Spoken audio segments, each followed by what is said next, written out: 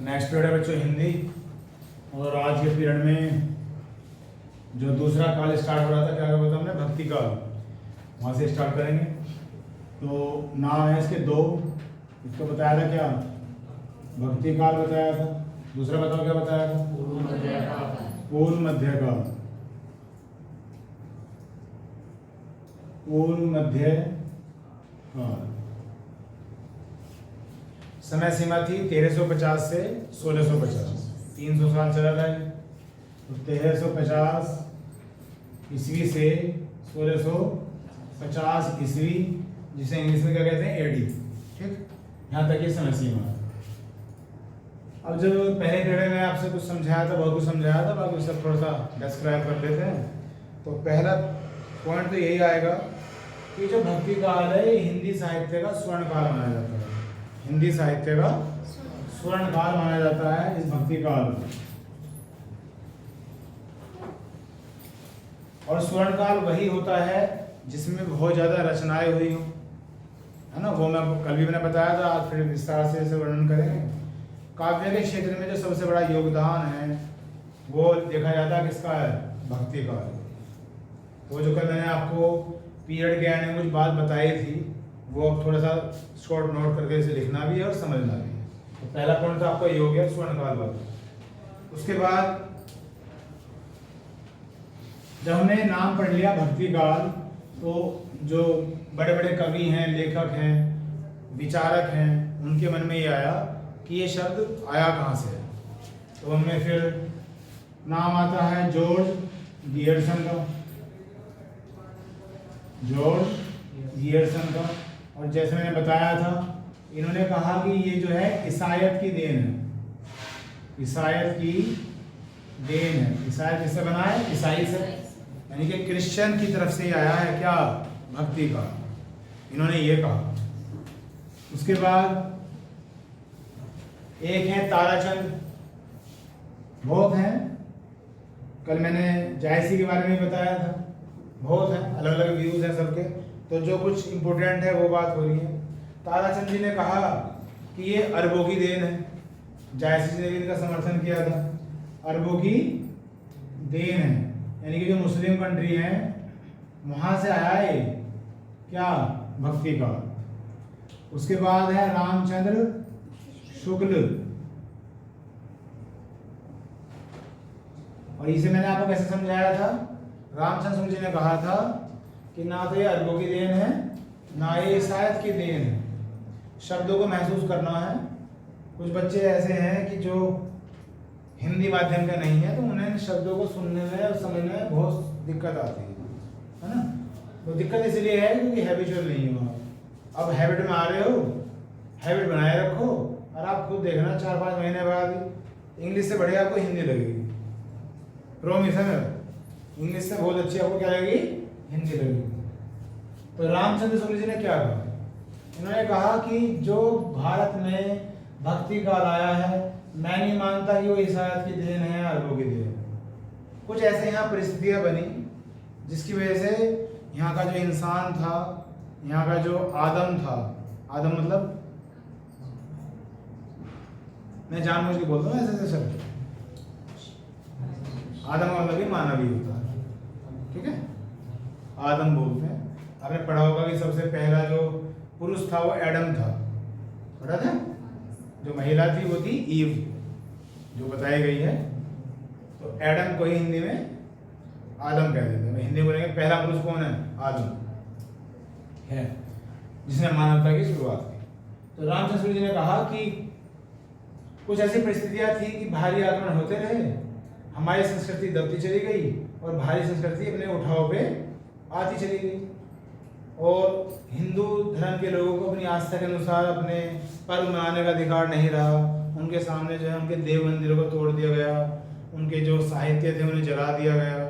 ऐसी कुछ घटनाएं हुई हैं भारत के इतिहास में। तो मजबूरी में फिर उन्होंने कहा कि सबको कहाँ जाना पड़ा, भगवान की शरण में जाना पड़ा। जब आदमी हर तरह से मजबूर हो जाता है तो उसे क्या याद आते हैं, भगवान ही याद आते हैं। इन्होंने भगवान की शरण में गए और फिर वहाँ से भक्ति की एक लो इनके अंदर पैदा हुई और फिर भक्ति आंदोलन हुआ और फिर भक्ति काल शुरू हुआ। जब देवताओं के बारे में सोचा गया तभी तो जो कवि थे उन्होंने अपनी कलम से उनके बारे में रचनाएं की। रचनाएं कोई वैसे ही थोड़ी हो गई। सूरदास पहले भी थे या सूरदास से पहले और भी कवि थे, लेकिन जो उनके विचार में, जो उनके मन में विचार आए भक्ति भाव के, वो भक्ति काल में क्यों आए? इस समय को ही भक्ति काल क्यों कहा गया? क्योंकि ये वो समय था जो मैंने आपको समझाने का प्रयास किया। तो एक आदमी, एक आम आदमी का रुझान धीरे धीरे भक्ति की तरफ को चला गया और वहां से फिर इस काव्य में उभार आया। और ये समय क्या कह रहा है? भक्ति काल। ये शब्द किनके हैं? रामचंद्र शुक्ल जी के। ठीक है। उसके बाद फिर एक नाम है हजारी प्रसाद द्विवेदी। ये सब नाम पढ़ रखे हैं, जो गेंद होया कर रखे हैं, सब आ चुके हैं। द्विवेदी लिखना चाहता हूं मैं। वर्तनी लिखवाएं। कौन बोल बोल के लिखवाएगा? कौन से? तो सारे बोलोगे। आप बोलो जी। निशी। दे, छोटे की मात्रा, वैपे की मात्रा, दे, बड़े की मात्रा। सही है या गलत है? अब आपका नंबर आता है। ये सही है या गलत है? यानी कि आप किसी पक्ष में नहीं जाना चाहते, किसी का बुरा बनना नहीं चाहते। हाँ, तो मतलब क्या संशोधन करूं, बताएं आप।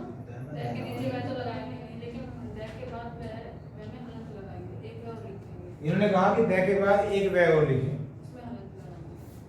एक वै और लिख दिया गया आपके अनुसार और वै में हलंत लगा दी, ऐसे आपने कहा। अर्जुन जी आप बताइए, आप तो धनुर्धर हो, सर्वश्रेष्ठ हो, आपने क्या विचार? ये सही है। संजीव जी, वही मैं भी इसके बराबर में बैठा हूं तो मेरे भी ये विचार होंगे। चलिए, जब हम द्विवेदी लिखते थे या आपकी बुक में जो प्रिंटिंग होती है वो ऐसे होती है, जिसे वह माना जाता है और आगे फिर ये ऐसे। ठीक है। लेकिन आपको पढ़ा रखा है कि अब हिंदी में अलग अलग वर्ण लिखे हैं। आप बुक में चाहे कैसे छप रहा हो, अलग अलग वर्ण लिखने की आदत डालें, वो ज़्यादा अच्छा है। तो फिर हमने दय लिखा, ये वाला वह अलग कर दिया और फिर ये लिख दिया।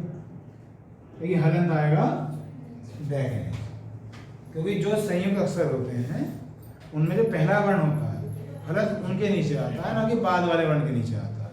तो ये दय और वह जो संयुक्त अक्षर था इसे अलग लिखा गया, तो पहला कौन है? दय। तो ये इसकी सही वर्तनी हुई। अब ठीक पढ़ा वही जाएगा द्विवेदी। खैर, हजारी प्रसाद द्विवेदी ने क्या कहा? हजारी प्रसाद द्विवेदी ने कहा कि अगर, इनकी सोच थोड़ी सी ज्यादा स्पष्ट है, कि अगर भारत में इस्लाम ना आता तो भी कोई दिक्कत नहीं, भारत में अगर अंग्रेज ना आते तो भी कोई दिक्कत नहीं। हालांकि अंग्रेज तो आए भी बाद में, ठीक, लेकिन जैसा उन्होंने कहा है उसके बाद को आधार मानते हुए कह रहा हूं।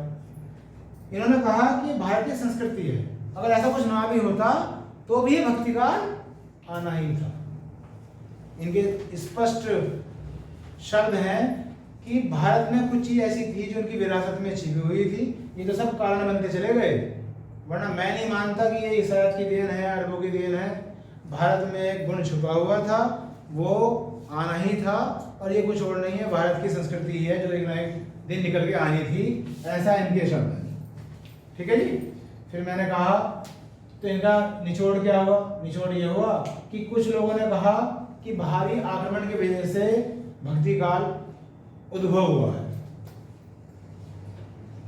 ठीक, इन्होंने कहा बाहरी प्रभाव की वजह से ऐसा हुआ है, और इन्होंने क्या कहा कि भारतीय संस्कृति ही थी, इसमें तो उभार आना ही था, ये निश्चित था।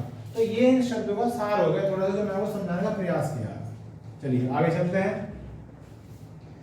अगला जो इंपोर्टेंट पॉइंट है बच्चों वो है, अब यहाँ पे नाम याद रखना थोड़े मुश्किल है क्योंकि पढ़ना बहुत आसान है।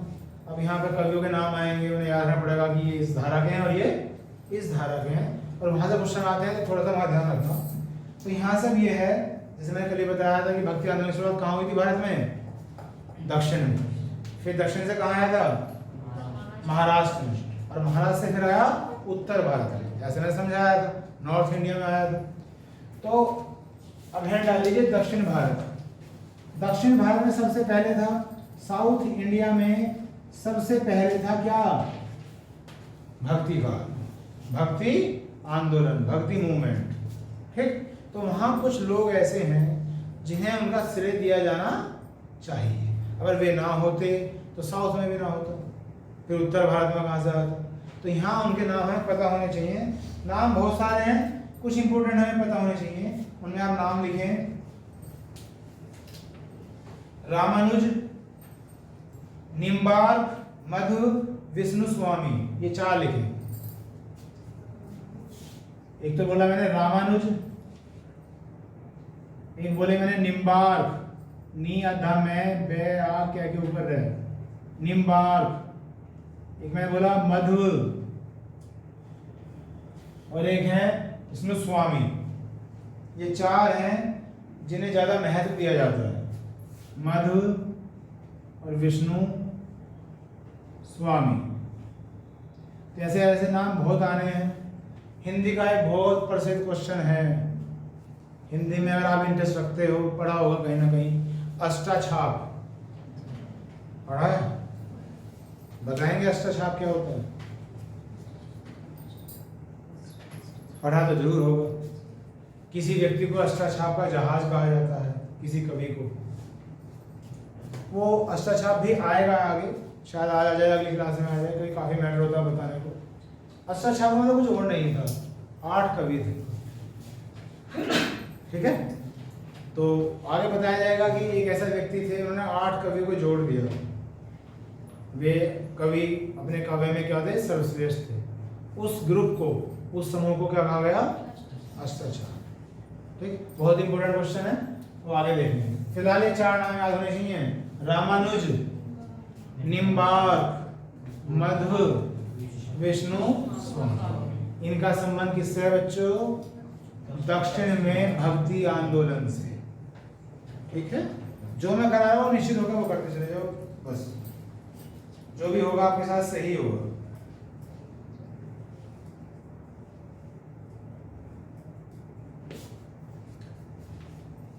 अब यहां देखने को ये मिलता है 13वीं शताब्दी में, 13वीं शताब्दी में, शताब्दी का मतलब सेंचुरी, 13th सेंचुरी में दार्शनिक कहना चाहिए या दर्शन कहना चाहिए, क्या बोलते हैं दर्शन को इंग्लिश में? दर्शन शास्त्र, फिलोसफी। क्या बोलते हैं? फिलोसफी। तो फिलोसफर आए, ये फिलोसफर भी कोई और नहीं थे, यही थे। फिलोसफर का मतलब क्या होता है? फिलोसफी का मतलब क्या होता है? जब कोई नई चीज मानवता में आएगी, कुछ इंसान ऐसे होंगे जो उसे एक सही नजरिया देंगे, एक सही सोच के साथ, जिससे आने वाली पीढ़ियां उन्हें फॉलो करेंगी और उस अवधारणा को जो उनके अंदर थी उसे सही मानते हुए एक स्तंभ के रूप में स्वीकार करेंगे। ये फिलोसफी है, समझ रहे हो? दर्शन शास्त्र किसी एक ही चीज को किस तरह से आप देख रहे हो, वो दर्शन शास्त्र है। ठीक, जैसे हिस्ट्री में पढ़ते हैं, जब हम दर्शन शास्त्र पढ़ते हैं मेरा नाम आता है पतंजलि का, आता है। तो पतंजलि कौन से शास्त्र के प्रणेता थे? योग शास्त्र थे, इसलिए बाबा रामदेव की कंपनी का नाम क्या है? पतंजलि, इसलिए तो है। तो योग शास्त्र भी तो क्या है? दर्शन शास्त्र। हाँ, मानवता के लिए एक ऐसा काम जो आज बहुत जरूरत बन चुका है। तो जिन लोगों ने वो सबसे पहले महसूस किया, जो उनका दर्शन था, एक देखने का नजरिया था, तो वो उसमें क्या कहलाए? फिलोसफर कहलाए, और आने वाली मानवता को उसके बारे में समझाया। ठीक है, तो ये कहीं ना कहीं कवि भी थे और कहीं ना कहीं दार्शनिक भी थे, फिलोसफर भी थे। बात कौन सी शताब्दी की हो रही है? 13वीं शताब्दी की हो रही है। कोई आपसे पूछे दक्षिण भारत में भक्ति आंदोलन चरम सीमा पे कौन सी शताब्दी में था? 13वीं शताब्दी। इनकी वजह से, इनके दर्शन शास्त्र की वजह से, इनके ज्ञान की वजह से। तो ये टाइम याद रखेंगे। अब मैं बता ही रहा था, पहले कहाँ आया? महाराष्ट्र में, और फिर कहाँ आया? उत्तर भारत में आया, नॉर्थ इंडिया में आया। अब हम उत्तर भारत में रहते हैं तो हमारे लिए तो ये बहुत ज्यादा जरूरी है। तो यहाँ एक ही इंसान है जिसे इसका श्रेय दिया जाता है, वो है रामानंद। ये ना भूल जाना, रामानंद। उत्तर भारत में भक्ति आंदोलन के प्रणेता सिर्फ और सिर्फ रामानंद। अगर ये भक्ति आंदोलन को उस हिसाब से ना लेते तो भक्ति आंदोलन इतनी तरक्की ना कर पाता, और इस समय में काव्य भी इतनी तरक्की कर ना पाता। तो ये थे कौन? रामानंद।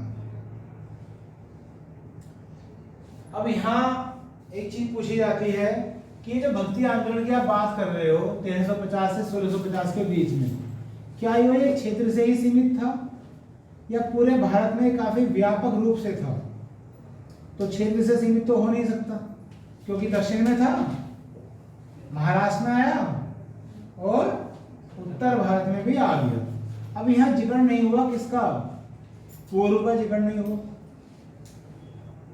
पूर्व साइड का। तो वहां से हम कुछ नाम लेंगे, कुछ कवियों के नाम लेंगे जो ये लहर उन्होंने वहां फैलाई। ये क्वेश्चन पे आ चुका है। तो ये कौन कौन से हैं, गिने चुने दिखाऊंगा।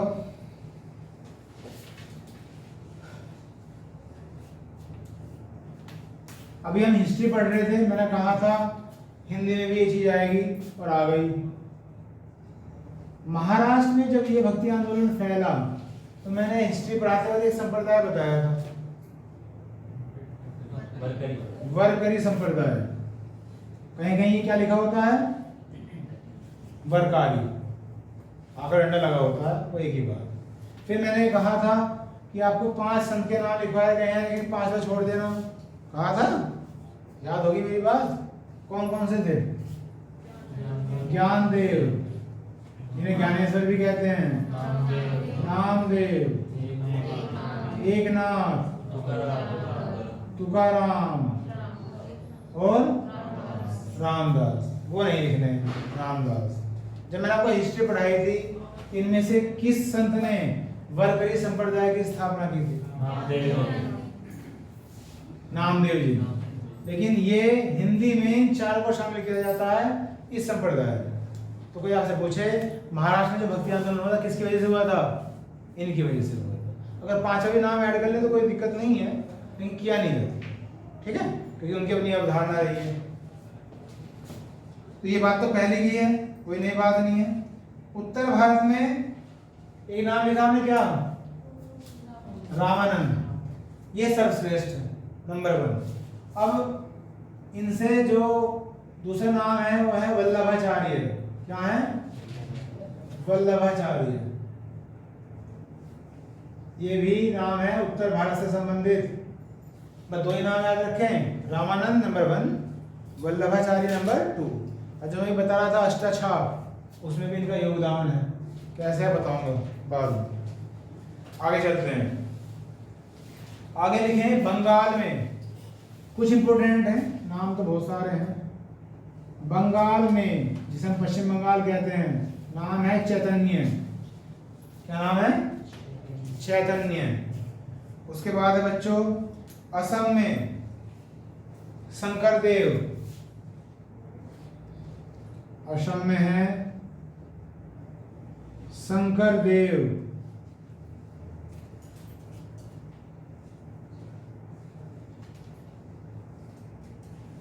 बस ये रहने दो। और इन शंकरदेव जी ने भी एक संप्रदाय चलाया था, उसका नाम है एक शरण संप्रदाय। एक शरण संप्रदाय, संप्रदाय का मतलब कम्युनिटी, ठीक है। इसी में इंग्लिश से बोलता रहता हूँ मैं, ताकि आपको सभी सुविधा रहे।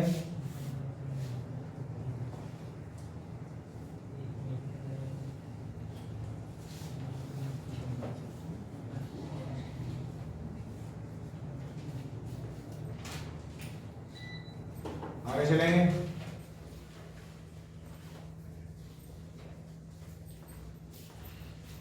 एक शरण संप्रदाय, ये स्थापना किसने की थी? और इनका संबंध कहां से था? असम से था। उसके बाद अब अगली लाइन वही है जो काफी इंपोर्टेंट है, भक्ति काव्य है। भक्ति के कारण जो काव्य लिखा गया वो भक्ति काव्य, और इसके भी दो ब्रांच हो जाती हैं जैसा आप जानते हैं। कौन कौन सी? निर्गुण। जब मुझे रे लगाना है तो कहाँ लगाऊं? क्या के ऊपर। और दूसरा क्या है? सगुण। तो भक्ति काव्य जो लिखा गया दो धाराओं में विभाजित हो गया। ठीक है जी। कल भी मैंने चर्चा की थी, निर्गुण का मतलब किसी विशेष एक गुण को नहीं मानना। निर्गुण का मतलब कोई भी एक देव नहीं है। अगर मान लो कोई काव्य लिख रहा है तो किसी एक देवता को समर्पित नहीं। सगुण का मतलब है किसी एक देवता के लिए लिखा जाना है, या तो भगवान कृष्ण के लिए या भगवान राम के लिए। तो सगुण का मतलब ये हो गया। तो एक को बोलते हैं निर्गुण काव्य धारा, एक को बोलते हैं सगुण काव्य धारा। अब जो निर्गुण काव्य धारा है ये भी दो भागों में बढ़ जाती है। एक है ज्ञानाश्रयी, ज्ञानाश्रयी काव्य धारा, और एक है प्रेमाश्रयी। एक है ज्ञानाश्रयी और एक है प्रेमाश्रयी। ये शब्द भले ही तुम्हें याद ना रहे, बल्कि इनके अर्थ याद रखो। और हिंदी को मैं हमेशा कहता हूं जितना लिखोगे उतनी अच्छी होगी। ठीक। अब ज्ञानाश्रय क्या है? ये जो श्रेय है, श्रेय कौन सा ऐसा शब्द है जिसमें आता है? श्रेय, आश्रय। आश्रय का मतलब क्या होता है? किसी की देख रेख में कोई चीज, कोई इंसान तरक्की कर रहा है। ठीक है। तो जो ज्ञान के आश्रय में काव्य हुआ वो ज्ञानाश्रय कहलाया, और जो प्रेम के आश्रय में हुआ प्रेमाश्रय कहलाया। ये दोनों ही ब्रांच किसकी थी? निर्गुण काव्य। ठीक है। अब इसे फिर दूसरा भी नाम दिया गया, इसे संत काव्य भी कहा गया। रटो मत कोई भी चीज। ज्ञान का मतलब किससे है?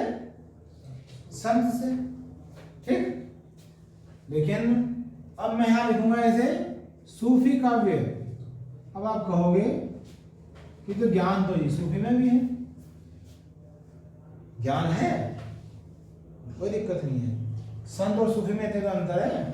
ये कहीं ना कहीं हिंदू सभ्यता से जुड़ा हुआ है, ये कहीं ना कहीं मुस्लिम सभ्यता से जुड़ा हुआ है।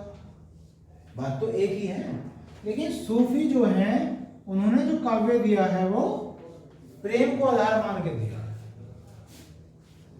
बात दोनों ही काफी क्लोज हैं, बस देखने का सुनने का नजरिया है। लेकिन फिर भी हिंदी ने इनमें अंतर कर दिया। जैसे किसी कवि ने भगवान कृष्ण की लीलाओं का वर्णन किया, तो उसे आप ज्ञान में रखोगे या प्रेम में रखोगे? वैसे ही पूछ रहा हूं, प्रेम में रखेंगे, क्योंकि उन्हें भगवान कृष्ण से प्रेम हुआ, उनकी लीलाओं का वर्णन कर रखा है। तो कहीं ना कहीं हिंदी ने इनमें अंतर कर दिया, इसलिए मैं शब्दों में अंतर बता रहा हूँ थोड़ा सा। सूफी काव्य जो कहलाता है वो कहीं ना कहीं किसी की लगन से जुड़ा हुआ है। सूफी गीत, सूफी काव्य, कविताएं, जो भी लेख हैं वो कहीं ना कहीं किसी की आराधना से जुड़े हुए हैं, जिसमें क्या बोला जा रहा है? और ये है ज्ञान से जुड़ा हुआ। ठीक है। ये दोनों ही ब्रांच किसकी हैं? निर्गुण काव्य की ब्रांच है। अब ये मैंने कल ही बताया था। अब इसके अंडर में भी बहुत सारे कवि आए, इसके अंडर में भी बहुत सारे कवि आए, लेकिन एक ऐसा कवि जो इनका प्रतिनिधित्व करेगा, तो वो यहाँ कौन से होने चाहिए? कबीरदास। क्योंकि बात हो रही है, और तीन दास हैं, सूरदास, तुलसीदास, कबीरदास, जो सर्वश्रेष्ठ हैं। ठीक। तो यहाँ जो प्रतिनिधि हैं कौन है? प्रतिनिधि देखना सही लिखी या गलत? गलत लिखी। सही क्या करो? बड़ी की मात्रा लगा दूं, कबीरदास। ठीक है जी। अब कबीरदास जी का जो काव्य है, आपने भी पढ़ा है, मैंने भी पढ़ा है, वो किसी एक देवता को समर्पित नहीं। उन्होंने जो समाज में कुरीतियां फैली हुई हैं, कुरीतियां, कुर्तियां नहीं, कुरीतियां जो फैली हुई हैं, वही समाज में कुर्ती कैसे फैल रही है तो टेलर पड़े रहे। कुरीतियाँ मतलब बुराइयाँ, जो समाज में बुराइयाँ फैली हुई हैं उनके ऊपर लिखा है। बहुत ही तीखे व्यंग करें। व्यंग मतलब मैंने बताया था क्या, एक हास्यास्पद में एक ऐसी बात कह देना जो सामने वाले को चुभे, उसे व्यंग कह देते हैं, तीखा व्यंग। ठीक, तो कबीरदास जी इसके लिए फेमस रहे। तो वो यहाँ आने चाहिए नहीं आने चाहिए? और जब यहाँ आने चाहिए तो इन दोनों में से कहाँ आने चाहिए, यहाँ या यहाँ? नहीं आने चाहिए। संत कबीरदास होंगे, सूफी थोड़ी होंगे कबीरदास। सूफी तो मलिक मोहम्मद जैसे होंगे, होंगे या नहीं होंगे? तो सूफी काव्य प्रेमाश्रयी काव्य का जो प्रतिनिधित्व किया है बच्चों, किन्हों किया है? मलिक मोहम्मद जायसी जी ने किया। तो यहाँ जायसी लिख रहा हूँ, और ये पूरा नाम आप जानते हैं। कल मैंने ये बताया था जायसी को जायसी क्यों कहते हैं, क्योंकि वो जायस के रहने वाले हैं। चलिए जी, अब इधर का मैं रब कर देता हूं।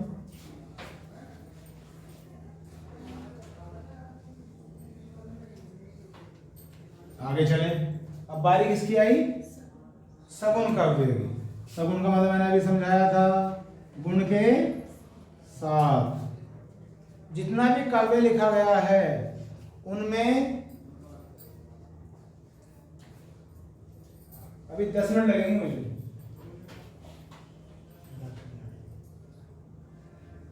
10 मिनट। जितना भी काव्य लिखा गया है उनमें जब हम सगुन की बात करते हैं तो वो तो या तो भगवान कृष्ण के लिए लीलाएं हैं या भगवान, ठीक है जी। तो इसी आधार पे जिन कवियों ने भगवान कृष्ण का अनुसरण किया है अपने काव्य में रूप देने के लिए, उन्हें कहा गया कृष्णाश्रयी। कृष्णाश्रयी काव्य, श्रेय वही है आश्रय। और फिर दूसरे कौन आएंगे? रामाश्रयी काव्य। ठीक। और इनके जो प्रतिनिधि हैं आप जानते ही कौन है? सूरदास। सूरदास जी ने भगवान कृष्ण की लीलाओं का वर्णन किया। विश्व में इनसे बड़े लेखक ही नहीं है कोई श्रृंगार रस के।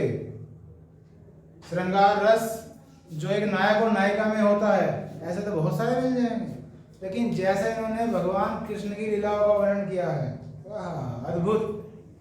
ठीक। तो कृष्णा से सूरदास में छोटे होगी माता लगाऊं या बड़े होगी?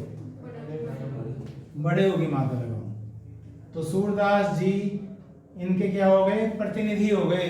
इस शाखा के, इस काव्य के प्रतिनिधि, सबसे अग्रणी। इनके पीछे बहुत सारे कवि हैं, उनकी ये जो टीम लीडर हैं वो कौन है? सूरदास जी। और जी जो रामाश्रयी हैं वो तुलसीदास जी। तो इस तरह से बच्चों ये भक्ति काव्य का वर्गीकरण हुआ। ठीक। अब यहां तक ये बात आसानी थी। अब जो कवियों के नाम आएंगे वो कौन सी काव्य का है, कौन सी धारा का है, यहाँ थोड़ी सी दिक्कत होती है, बाकी उसे भी संभाल है। अब कुछ सुनिए, लिखना नहीं है, सुनना। विशेषताएं।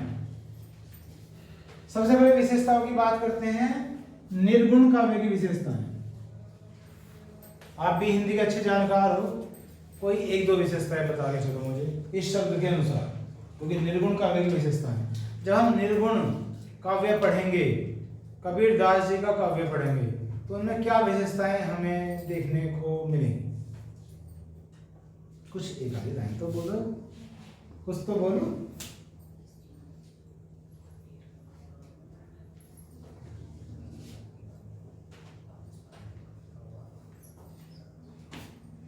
कुछ नहीं है बोलने को। चलो इसे बोल देते निर्गुण से ही। निर्गुण का मतलब क्या है, जो मैं भी समझाया गया था। निराकार क्या मतलब है? एक ऐसे देव जिनका कोई आकार नहीं, यानी कि कोई भी एक विशेष देव के लिए नहीं लिखा है। दूसरा, जितना भी काव्य है वो सारा सारा लोक भाषा में है। लोक भाषा क्या होती है? एक आम भाषा। आम भाषा में क्यों लिखा है? क्या ये एक बहुत अच्छे शब्दों का इस्तेमाल नहीं कर सकते थे?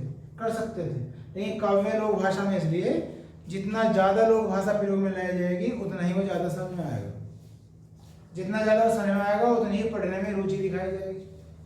काव्य है ना, कोई अगर ऐसी भाषा इस्तेमाल कर ली जो समझ में नहीं आई तो वो तो बुक बन के रखी रह जाएगी, उसे पढ़ेगा कौन? और फिर 2-3 शब्द वही आएंगे जो समाज में कुरीतियाँ फैली हुई हैं उनका बहिष्कार किया। ठीक, तो ये 3-4 विशेषताएं हैं जो किसमें मानी गई? निर्गुण में। हालांकि यहाँ से कोई ज्यादा इंपोर्टेंट क्वेश्चन है नहीं तो उन्हें लिखने की कोई आवश्यकता है नहीं।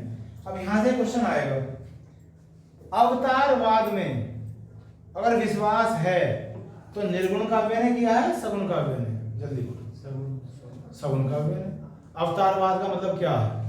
भगवान कृष्ण भी तो अवतार माने गए, भगवान राम भी तो अवतार माने गए, तो जो इन्हें फॉलो कर रहे हैं वही तो अवतारवाद में विश्वास रखेंगे। कबीरदास जी ने तो निर्गुण काव्य को अपनाया, इसका मतलब अवतारवाद में विश्वास नहीं करते। एक बात। उसके बाद बताइए, लोक भाषा का प्रयोग इन दोनों काव्यों में हुआ होगा या किसी एक में? बना बना क्वेश्चन पूछ रहा हूं आपसे, बना बना।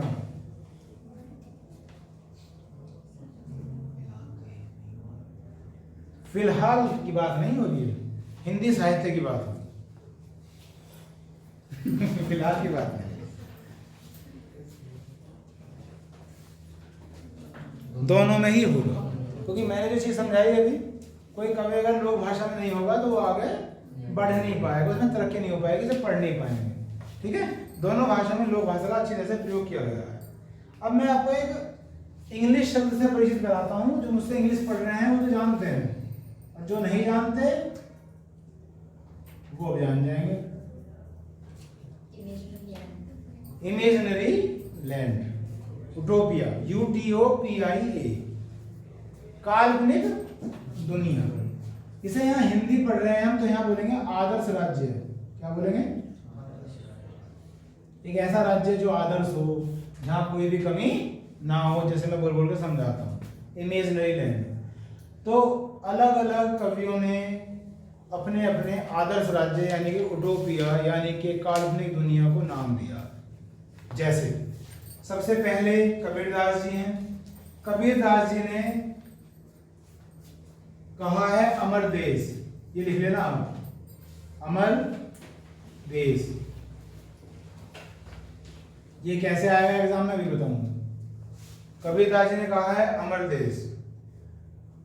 उसके बाद एक है रैदास। रैदास कवि हैं, रैदास। इन्होंने कहा है बेगमपुरा, बेगमपुरा।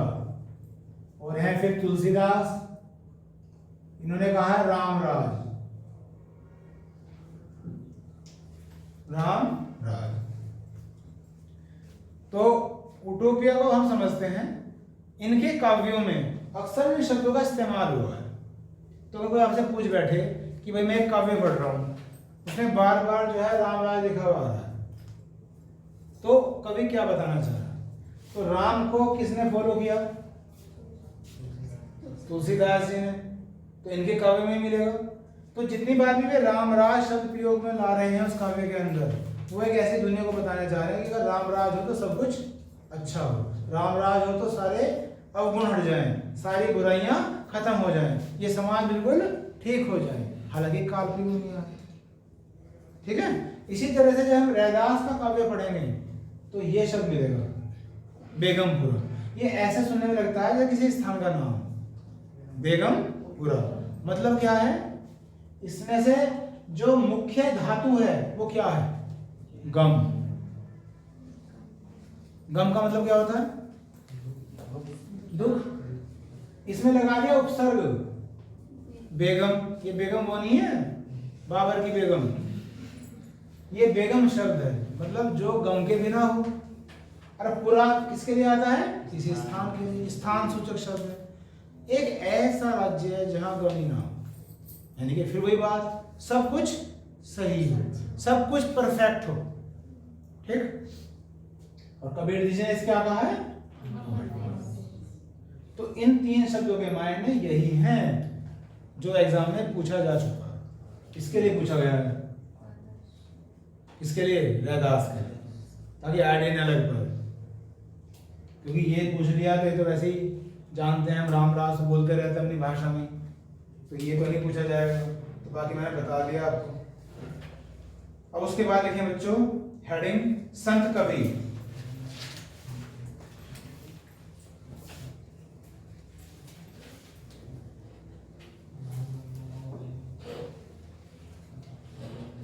संत कवि, और यहां पहले कुछ नाम लिख लें। कबीरदास,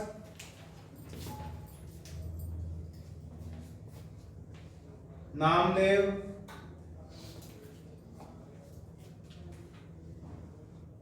रैदास,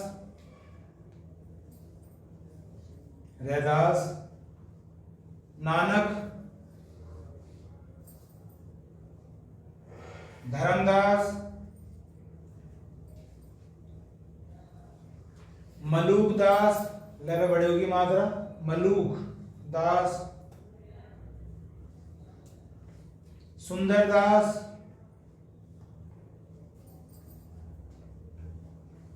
चरणदास,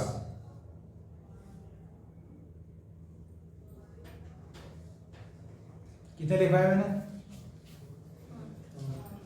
8। बस ये 8 ही रहने दो, लिस्ट तो काफी लंबी है। ये 8 के 8 कवि कौन है? संत कवि। और जब मैं संत कवि की बात कर रहा हूं तो संत काव्य की बात कर रहा हूं, और जब मैं संत काव्य की बात कर रहा हूं तो मैं ज्ञानाश्रय की बात कर रहा हूं, और जब मैं ज्ञानाश्रय की बात कर रहा हूं तो मैं निर्गुण काव्य की बात कर रहा हूं, जिनके प्रतिनिधि कौन है? पहला नाम कौन लिखवाया गया और उनके पीछे इनकी टीम। समझ रहे हो क्या कहा मैंने? 8 लिखवाए, और भी हैं 8 इंपोर्टेंट है, जिनमें दास कितने हैं ये देखो। या तो 5 होंगे या 6 होंगे, तो 8 में से 6 तो दास हैं। बच गए 2, जिनमें से एक कबीर है, एक रैदास। रैदास तो फिर दास में आ गए।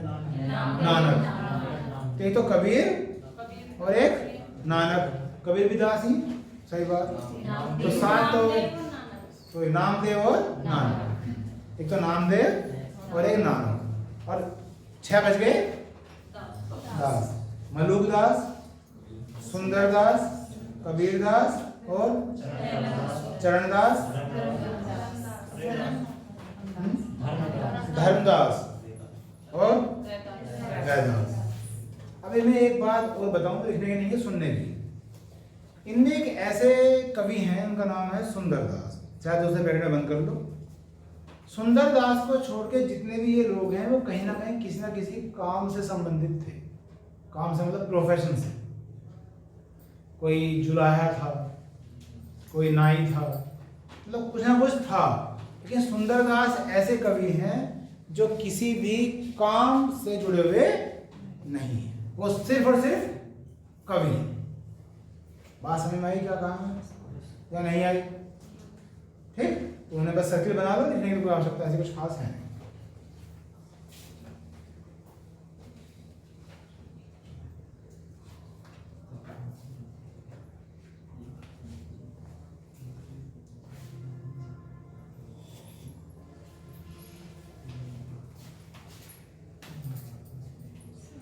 उसके बाद तो 2-3 शब्द और लिखो, उसके बाद पीरियड एंड है। सधुक्कड़ी, सधुक्कड़ी भाषा, एक ये शब्द लिखना है। एक शब्द लिखना है आपको पंचमेल खिचड़ी, पंचमेल खिचड़ी।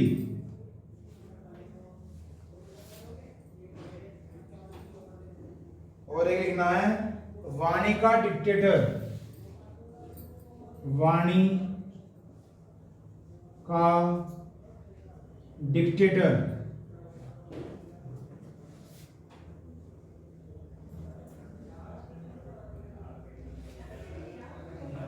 देख लिया? ये जो पहला शब्द है यहां लिखना है आपको रामचंद्र शुक्ल, रामचंद्र शुक्ल जी। जो पंचमेल खिचड़ी है वहां लिखना है आपको श्याम सुंदर दास, श्याम सुंदर दास, और यहां लिखना है हजारी प्रसाद द्विवेदी जी।